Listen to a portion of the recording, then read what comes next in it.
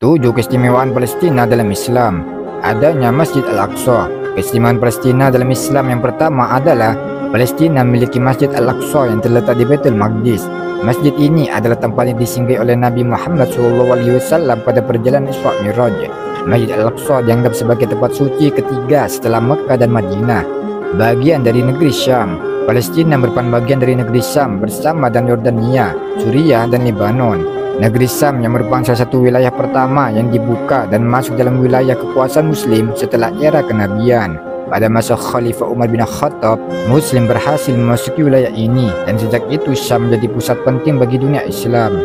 Lahirnya ribuan ulama. Keistimewaan Palestina dalam Islam selanjutnya adalah Palestina telah melahirkan ribuan ulama dan tokoh-tokoh Islam terkemuka yang berkhidmat untuk Islam.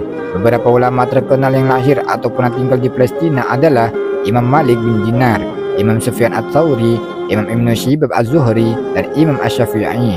Lahirnya Sultan Salahuddin Al-Ayyubi.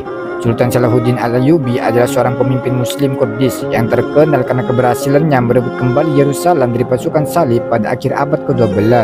Ia lahir di Palestina pada tahun 1137 dan wafat pada tahun 1193. Salahuddin merupakan pendiri dinasti Ayyubiyah yang menguasai Mesir, Suriah, Yaman dan bagian lain dari Timur Tengah. Tempat lahirnya Nabi dan Rasul. Palestina adalah tempat lahir dan tinggal banyak Nabi dan Rasul serta orang-orang soleh. Mereka adalah Nabi Ibrahim, Nabi Yaqub, Nabi Yusuf, Nabi Musa, Nabi Daud, Nabi Sulaiman, Nabi Zakaria dan Nabi Isa. Tanah yang diberkahi oleh Allah Subhanahu wa taala. Keistimewaan Palestina dalam Islam selanjutnya adalah Palestina merupakan negeri pilihan Allah Subhanahu wa taala. Salah satunya hadis dari Zaid bin Thabit radhiyallahu anhu, Rasulullah SAW bersabda, sesungguhnya Syam itu adalah tanah pilihan Allah Subhanahu wa taala di mana Ia memilih penduduknya.